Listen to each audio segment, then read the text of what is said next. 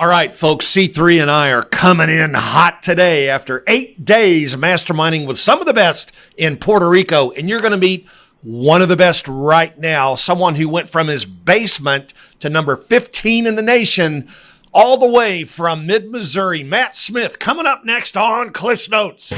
Real estate agents, are you struggling with the day-to-day grind, dialing for dollars, putting in hours of floor time with little to show for it? Are you looking for tips, tricks, and tactics to accelerate your career as an agent that will have you closing more homes, working with more clients, and earning more money than ever before? Hi, my name's Cliff Freeman, and I've spent the past 2 decades of my real estate career running one of the top brokerages in DFW and personally coaching over 1,000 high-performing real estate professionals across North America. I created this podcast to share the strategies and tactics you need to explode your real estate business. I guarantee it. Oh, yeah, we guarantee it today, man. We got somebody that's going to be amazing on the show today. You met Matt. You know him a little better than I do, man. What do you think about this guy? I think he's a rock star. Yeah, a great leader. Definitely setting the standard in the industry. He sells a ton of real estate, too. Oh, yeah. Not only that, he's a coach for one of the top real estate coaches in the country now. Yeah. And we're going to meet him. Let's go ahead and bring him on now. Matt Smith, how are you, my dear friend? Good to see you, brother. Good to see you guys. Thanks for having me. Man, happy to be here. Yeah, we're super stoked to have you on the show. I mean, as I was saying in the intro, that story about going from working in your basement to number 15 in the nation in 4 years, and we're going to touch on that in a little bit. But man, you definitely have blazed a trail for a lot of us, and I know you're going to just pour nuggets out here for our audience today. So I would just encourage you and the audience to sharpen that pencil and get that 8.5 by 14 yellow legal pad ready to go, because you're going to fill it up with rider downers today. So Matt, let's do this. Let's start out a little bit and just get a little bit of background on you. If you don't mind, just kind of give us the 411 on what you got going up there. Tell us a little bit about your team. What do you guys do? I mean, you have 2 offices, right? Yeah, absolutely. So we currently have 2 offices, and we are branching into a 3rd this year at the Lake of the Ozarks market. We have 1 office in St. Robert, Missouri. We have 1 in Rolla, Missouri, and now we're branching into Lake of the Ozarks market, which is a whole nother beast. So we're learning a whole different market, but it's very exciting. So my team sold 766 units last year, and that was with 20 agents. So you do the math on the per agent productivity. We have very, very successful agents on our team. And I learned a long time ago, you can't do anything great without great people. I'm blessed to have amazing people on my team along on this journey. And so we were ranked number 15 in the nation, according to Real Trends. That was in 2020. And then we were also blessed to be a part of Inc. 5000 fastest growing private companies in 2020. Wow. And so that's amazing to me, because a lot of teams that I talk to as we've grown and progressed is they're in bigger markets, right? They're in big cities, metro areas. Our population is less than 20,000 people, and we're still able to move that kind of real estate and those kind of units. What would you say that one more time? I think I got earwax in my ears here. Hold on. Go ahead. What was that again? The population of the market that we serve is under 20,000 people, and we sold 766 units. Jesus, man, we've got 45,000 real estate agents here. And Yeah. you sold so that market share, I can't do the math, but that's a lot. That's a huge market share. Well, congratulations. I'm just like, hold on, let me pick myself up off the ground here after that. We're going to unpack that, and I want you to just, if you would, sort of lift the hood up and show everybody how that machine runs that you've put together. But let's take a step back now a little bit and talk for a minute about Matt Smith. And where did you grow up, Matt? What was it like growing up in your family? Where did you get this incredible drive? Was it in your DNA? Did it come from your folks? Oh, I was 100% born with it, right? That's what all successful people are born with it, right? No, it's a learned trait, right? Just like anything else great in life. And so, let's go back. So again, a lot of my story, what I try to tell people is don't let your own limitations get in your way, right? There's so many people that make excuses about why they can't do something instead of trying to do something. And so I grew up in a very, very small town. As an example, my graduating high school class had 30 kids. That's where I grew up. Very humble beginnings, and worked. My very first job was working at a sawmill. My family owned a sawmill.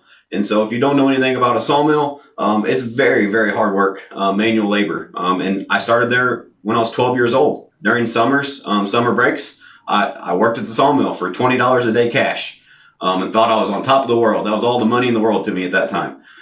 So I think you mentioned work ethic and how did you get here? And I mean, that right there is where I learned my work ethic, is because in a sawmill, it's an assembly line and your team is counting on you to not, as a 12-year-old kid, to keep up with the men. Because if you slow down, well, guess what? The whole operation stops.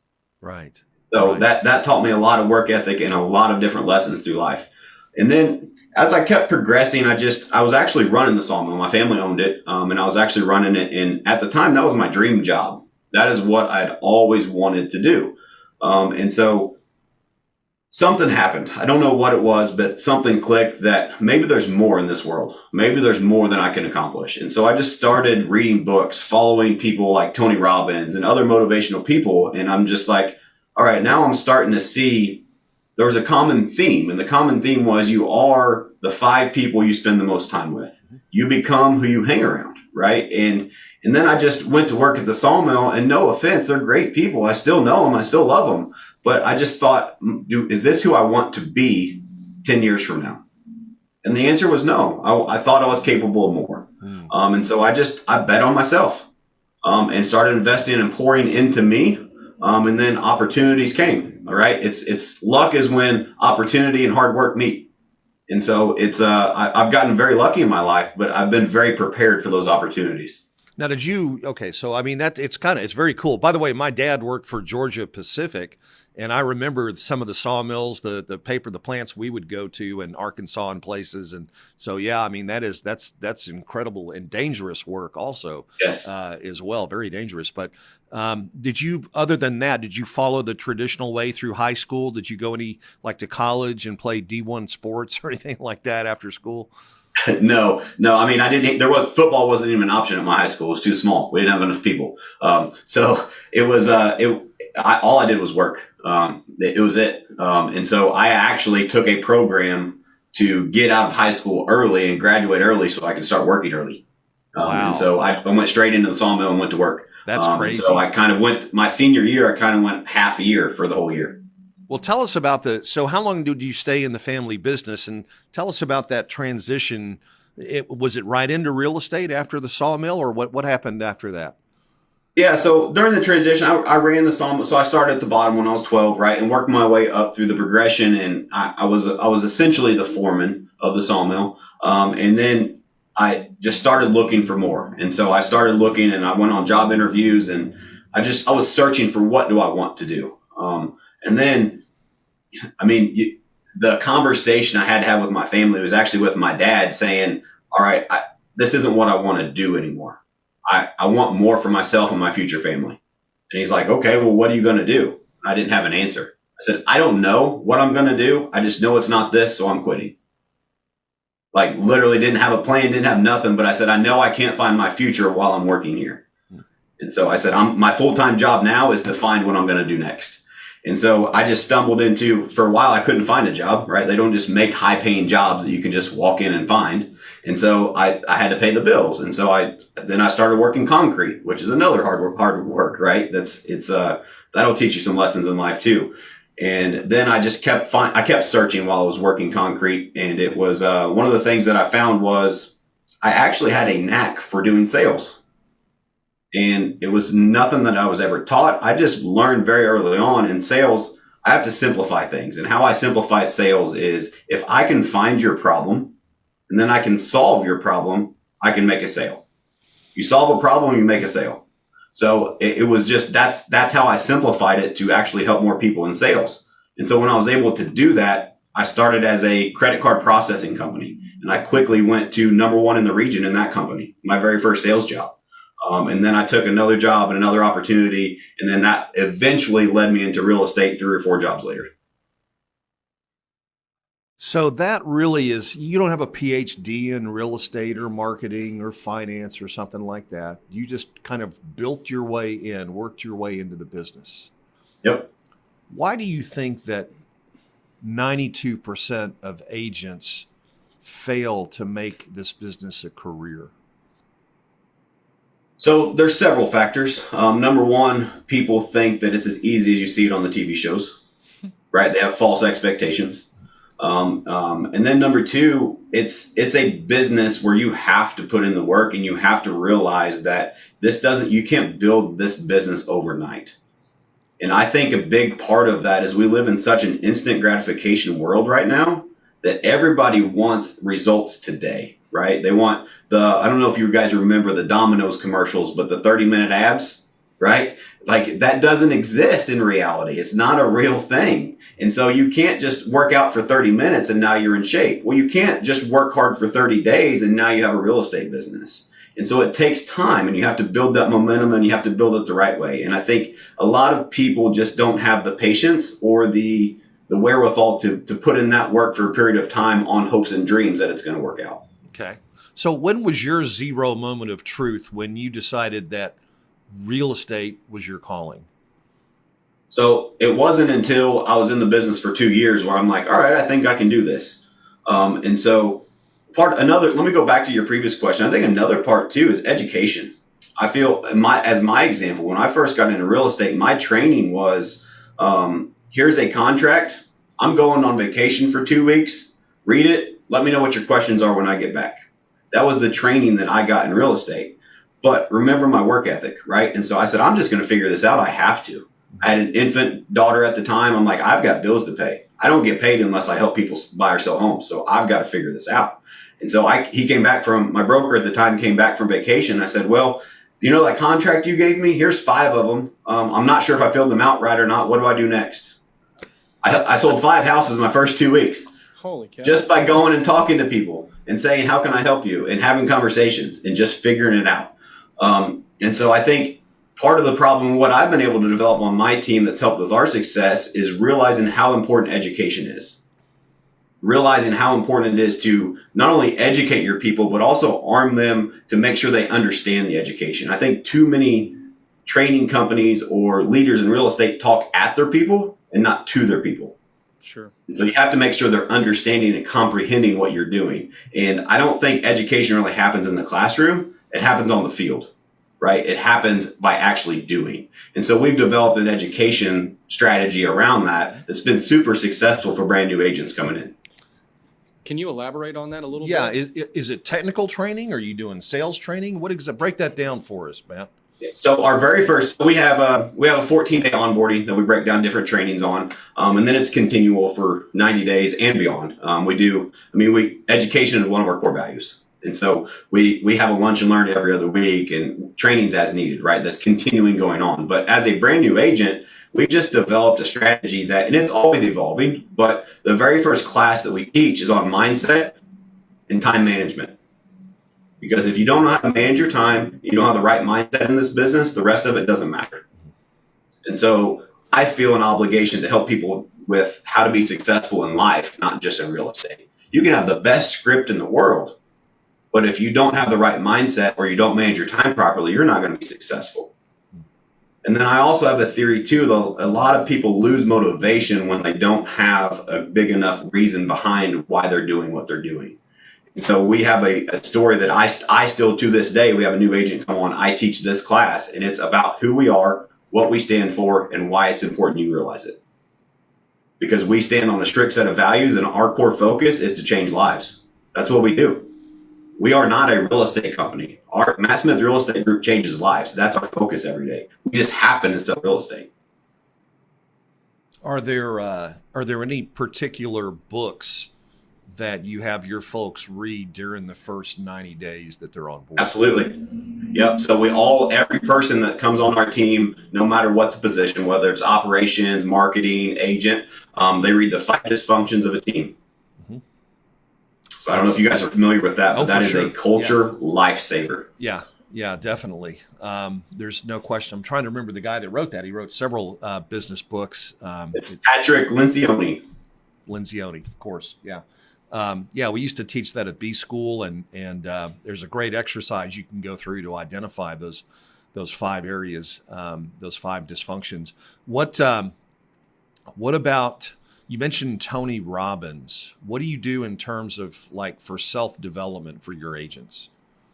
Yeah, so I don't force anything down their throat. I just always communicate what I'm currently working on. I'd have to count, but 500 plus books that we have in a library in our office that they can check out that are all real estate or self-help, entrepreneurship, something to help you level up that I purchased. I haven't read them all, but I'm getting through them, but they are more than welcome to use any of them at any time. And so I have that as easy access for them. I'm always listening to podcasts and different things and sharing episodes with them, and just encouraging them that it's a very important part of your life. It's the old airplane oxygen analogy, right? You got to take care of yourself so you can take care of others. Yeah. And I've realized that's really helped me in my journey is the more I invest in myself, it's the best investment you can make. What sort of things do you guys do for team building? A lot. It's a huge priority of ours. As an example, I remember asking C3, hey, what time will this be over? And the reason is because we're going to the airport right after this. I'm taking my whole team to an all-inclusive resort in Cabo to celebrate our amazing year last year. Wow. You're not staying at the Hyatt Ziva, are you? We're not. That will be in March. March. I love it. We're going this month, and then we're going back in March. That's what we do too. Yeah, we're actually taking our team on a cruise to Belize, Costa Maya, and Cozumel. We've got 3 sea days, and I've got my coach, who's Gary De Rodriguez, who's going to come out and teach everybody about presentation skills in NLP. Speaking of coaching, I want to talk about coaching. Shift gears, Matt, for a little bit here.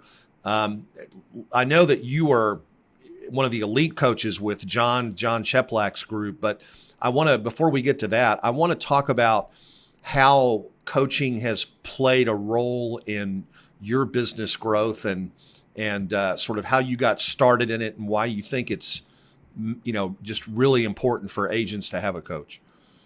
Yeah. So if for nothing else, everybody in their life needs accountability. Everybody does. Everybody needs accountability. So first and foremost, no matter what it is you're trying to level up in life, there is nothing that you can convince me that a higher form of accountability won't help you achieve it faster, better, or more of it. And so first and foremost, accountability. My definition of accountability is it's the highest form of love you can show an individual.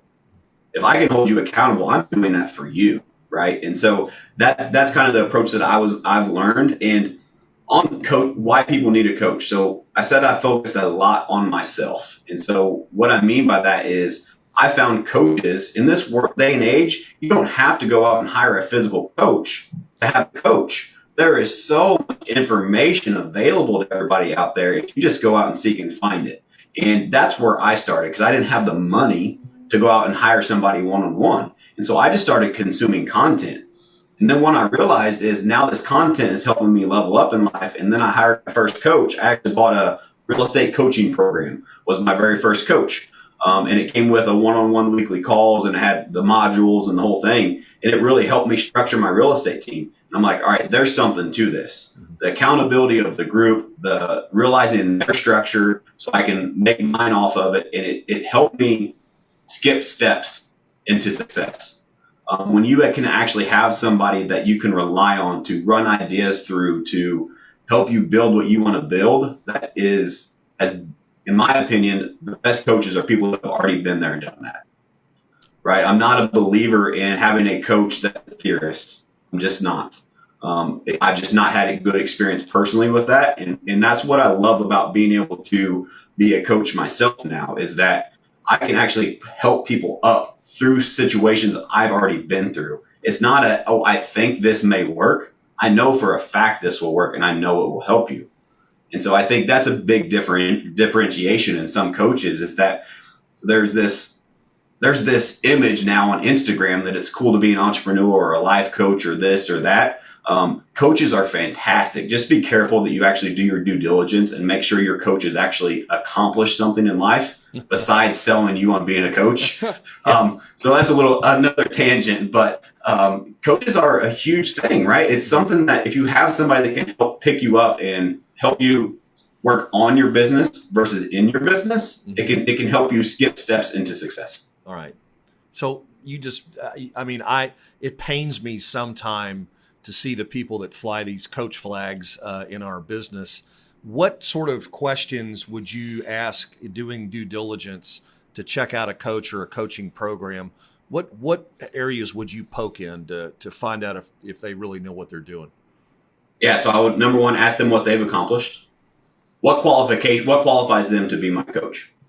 What have they accomplished in life? And so don't get me wrong, there are theories that can help you level up, but there's theories and then there's real life. And if you can combine the two by somebody that's already been where you want to go, that's ideal in my opinion.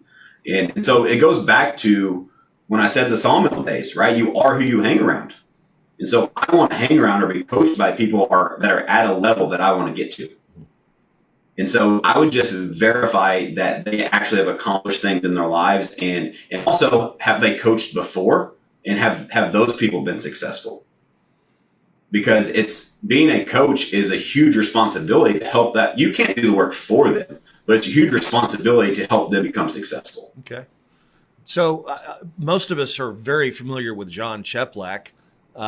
When you decided to align yourself with a coach in this business, why did you pick John? So I went through some other coaches and they helped me tremendously to get to where I was. But it got to a point where it got stagnant, right? It got to, all right, there has to be something different. I know all your scripts. I know your dialogues. Yep, we have role play once a week. We have this, we have that. And I just kept poking and prodding, trying, all right, what can we do next? What's next?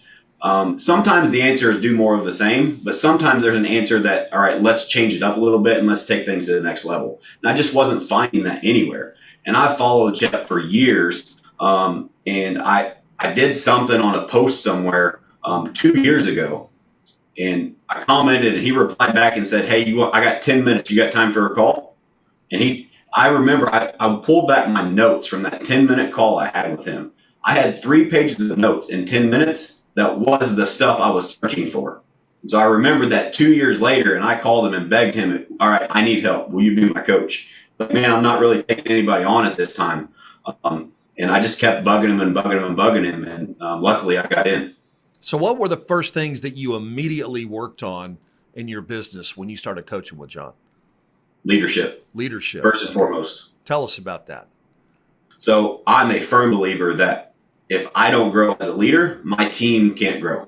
They can only grow or evolve as much as I grow or evolve. And the biggest lever in my business is myself.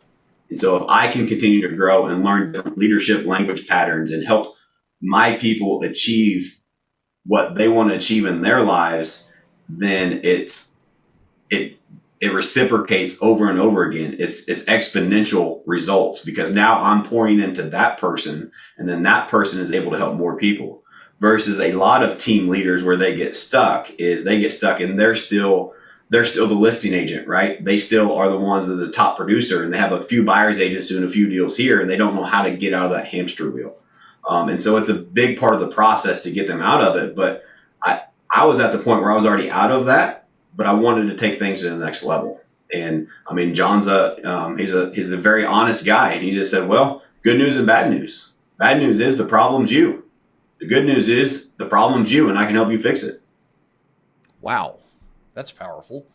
Yeah. That's direct. Yeah. Tell us about AllOrNothing. What you've put something together here that's quite interesting. Matt, give us a little background on it. Yeah. So as I'm going through my journey is what I've realized is when I first started in real estate, I remember I was a single agent. My very first year, I sold 74 units as a single agent, my very first year in the business.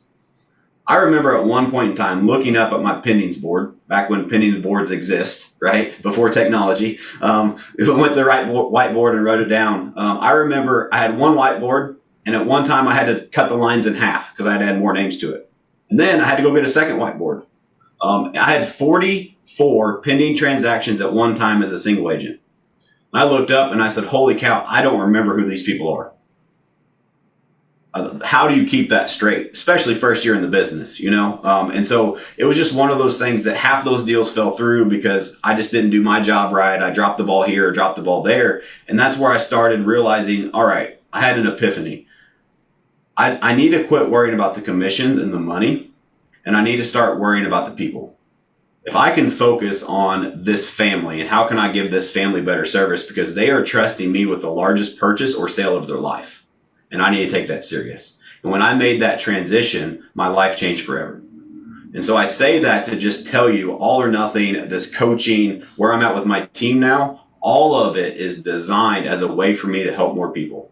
I'm 100% believer in the law of reciprocity. The more that you give for the reason of just giving, the more you get back. And it is a way for me to launch a brand to help other people in the real estate business. We've created a little bit of a movement. I just started this movement, and we've got several hundred people that are already a part of it that are from all over the world that are learning stuff about real estate, asking questions. And it's a free program.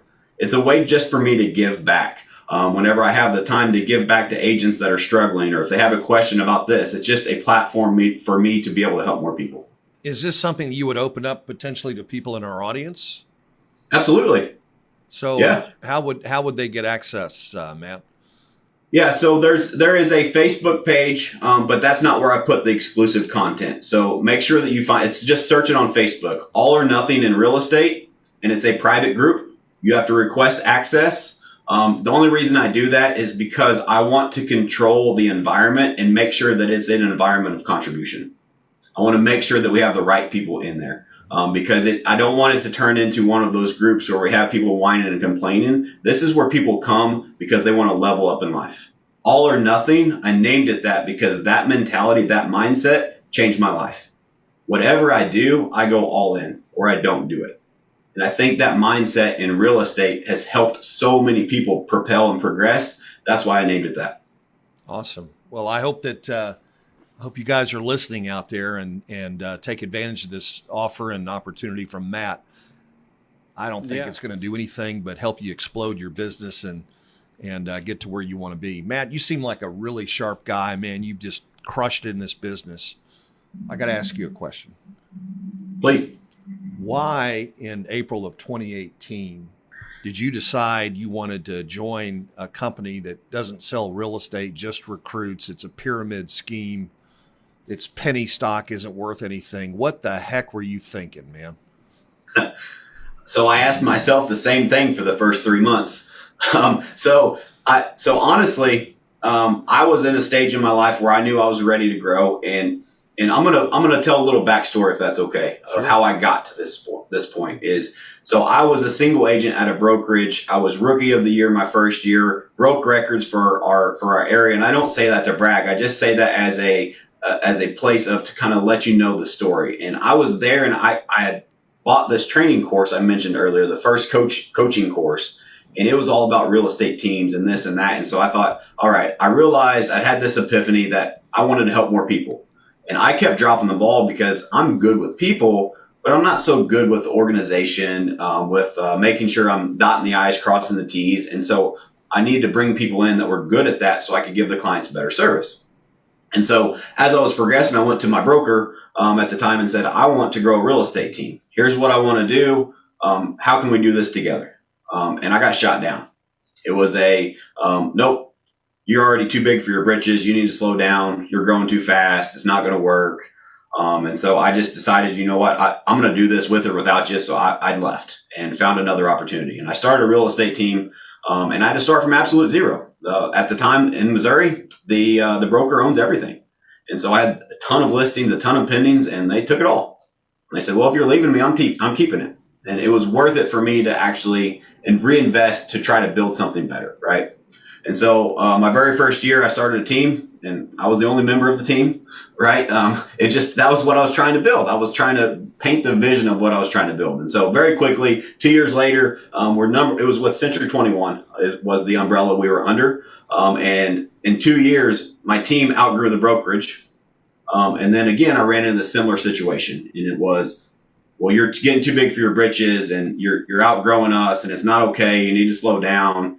And so I I just don't like ceilings. I don't have ceilings in my life. I don't put ceilings for my agents, for my team. I want to lift people up, not knock them down, right? And so I just had to find something different, because if they're limiting me, it's limiting them. And so I just started looking around. I talked with you name a brand, I talked with them about opening a franchise, buying one, doing this. I had my broker's license, so I ultimately just decided I was just going to do my own thing and I'll figure it out later. I just have to get out of this environment. Well, I was approached with EXP by somebody that was with another brand that had just transferred over. The problem was they were puking EXP on me versus telling me what the model actually was about. And so I looked into it, and they weren't speaking my language. I wanted to grow a real estate team. And how are you going to help me do that? They couldn't tell me, right? They were all about rev share and stock. And I'll get to that later, because that's great stuff. I just didn't realize it at the time. But so what happened is I just started progressing, started building out an office. And then a buddy of mine that had built Rapora with me, that had already built a real estate team, given me free value, which is part of my journey, why I'm doing All or Nothing, right, is to give back more free value. Because without that free value, I wouldn't have trusted the person that I went with EXP, and I would not be where I'm at today. And so that free value, I called them because I trusted them and said, hey, I just saw you went with EXP. Dude, I think you made a mistake. And he's like, why? And I went through it, and he's like, no, you just talked to the wrong person. Let me tell you the truth. And so 8 months later, I signed up. And once I realized that if you can remove the stuff you don't understand about this model, and at the time, I didn't understand revenue share. I didn't understand the stock. I didn't get it. And so it sounded too good to be true. And so I removed those two items and said, all right, I'm going to partner with this person who's already built a big real estate team. They're going to help me grow my business. And worst case, I don't have to be the broker, and I pay $16,000. Let's do it. Once I made that decision from a real estate company perspective, it made sense for me and my team. I added back in revenue share and stock, and I said, holy smokes, now I see it. I don't know why I didn't see it, but now I see it. Like, I literally just got goosebumps, because this is not an EXP pitch, but EXP absolutely changed my life forever. So a lot of people will say, oh, well, I'm at 100% brokerage, or I'm at this, or I'm at that. EXP is not 100% brokerage. EXP is 100% plus, because of the opportunities it provides. EXP has made me over $2 million on top of 100% of my commission in 3 years. Where else can you do that? And coming from a 30-kid graduating class, working at a sawmill for $20 a day, I never thought I'd see $2 million. And now I see it in addition to 100% of my commissions of my business because of this opportunity. Amazing. Yeah. What was it better for your agents, Matt? Why did your agents, why? Yes. Yeah. So talk about that. Tell us how it's better for them. Yeah. Thank you for bringing that up, because that was a whole big part of my discussion too. Is that I talked with, the guy that actually started as my assistant. He was the guy I trusted during this transition. He's now my COO of the company. But we stayed up till 2:00 in the morning watching every EXP video we could find. Right. And we made a decision. And here was the questions I asked him. Does EXP make sense for us? Yes. Does EXP make sense for the agents? Yes. Does EXP make sense for every agent in the world you can think of? Whether you're brand new, whether you run a team, whether you run a brokerage, and the answer was yes. And I said, all right, one more question. Can we provide more opportunities to our agents with or without EXP? And the answer is with EXP by far. And that was the icing on the cake. I cannot compete with EXP's opportunities with my agents. So I can help them sell real estate all day long, but I can't give them all the ancillary stuff that EXP offers to all its agents. I just can't compete with that. And so now they have the opportunity of both. That's, Great way to put it. That's a great way to put it. And it's a familiar story, frankly. I've polled a number of hugely successful team leaders such as yourself. And a lot of them will say, yeah, it's been great for me, but it's really been great for my agents, since we've come over. It's given them, new ways to look at real estate as a career. Instead of running a career, they can own a business and actually someday have a retirement party. I've never been to a realtor's retirement party, but I think we're going to have a few of them here at EXP that are going to be very meaningful and especially with the generational wealth opportunity. 100%. I want to tell a couple stories there if you don't mind. Sure, please. Yep. So about my agent. So I remember this. I mean, we were within our first 3 or 4 months with EXP, and I'm not going to lie, it was a rocky transition. It was. Thank God they fixed their onboarding, and it's a breeze now. Because those that came over as teams back then will understand what I'm saying. It was not the same. Now it's night and day difference. But part of going through that transition, I remember one of my agents who's still with me came to me and said, dude, why'd you pay me this $580? You messed up. You overpaid me. Which, number one, have agents on your team that think you overpay them and tell you, hey, you messed up, right? That's number one. But number two is I looked into it and I'm like, no, man, that's your revenue share. He's like, my what? I'm like, that's from EXP, because these other two people that came on the team, you convinced them to come to the team so they're underneath you. And they sold this house, and this house. He's like, no way. Like, he threw his hands in the air. This guy's making 6 figures a year, right? So it's $500 isn't nothing major to him, but it was passive. He didn't have to do anything for it. He said, dude, that pays my motorcycle payment. This really is going to change my life. You were right. That was within the first 3 months of this transition. That's awesome. I have another agent that is taking advantage of the investing 5% of your commissions in the stock. Had over $180,000 in stock on top of what they invested, like in 3 years. That's an agent on a team. So whenever you said that, it's such a good point, that this isn't just a good opportunity for team leaders, broker owners. And that was a big decision for me, is because I had, in my journey, had the top-down leadership where they didn't want me to grow. And so I wanted the opposite. I wanted opportunities where if my agents can outgrow me, how can I help you do it? Right? And EXP was the vehicle where that they can do that if they choose to. And I can help them do that. Wow. Amen. Yeah. We're just about at the end of our time here. I hate to say it. Isn't that crazy? It goes by fast, man. It really does, especially with Matt on board here. But Matt, if you could sit down for a minute or two with a new agent and speak into that agent before they started their career, what's the best piece of advice that you could give that agent? So, number one, honesty. So be honest with your new agents. There's too many people that onboard agents, and just to recruit them or bring them on, they promise them the moon and the stars, right? If you come here, I'll make you successful. I've got news for you. Sorry, guys. Neither one of you or myself can make any human being successful.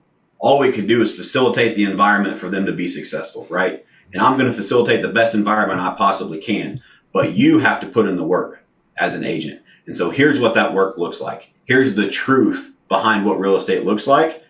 And give it to them down and dirty about here's what it looks like, but also paint the picture. However, if you do this, this, and this, here's what it could be. And so you give them that dream, but you also are honest with them about what it's going to take to achieve it. Okay. Because real estate can change your life, but it's not going to just by happenstance. You have to follow the process. You have to put in the work, and you have to be able to manage your schedule, because real estate agents are not supposed to be firefighters. And that's what most of them get stuck doing every single day, running around putting out fires all day, every day, right? How many real estate agents do you know with their hair on fire all day, every day? All day long. Yeah. Yeah, absolutely. Tell us why you chose those two particular wall hangings behind you. Yeah, so you can't see the one in the middle, but it's my favorite quote. It says, "Never tell me the sky's the limit when there are footprints on the moon." Okay. That is to me, that's my life credo right there, is because don't tell me I can't achieve it, because anything's possible. Got it. There are no limitations in this life. Got it. Matt, we just got the call. We got to run. Man, it's great to see you, my friend. And I'll look forward to seeing you not in Cabo this week, but in March. So keep a light on for us, man. Thanks for being on the show today. We appreciate you, man. We love what you're doing for this industry. And check out his podcast. Yeah. What's your podcast real quick? So it's going to be All or Nothing in Real Estate. So it's podcast, webinars, private Facebook group. It's the same branding throughout. It's designed to help people. So the podcast launches today, actually. Awesome, man. We'll be tuned in. All right, folks. Thanks for tuning in today to Cliff's Notes. We won't be here next week. We're going to be on a boat in the water, but we'll see you in 2 weeks. So tune back in. All right, folks, tune in to Cliff's Notes every Thursday at 1 o'clock Central for the tips, tricks, and tactics to explode your business. I guarantee it!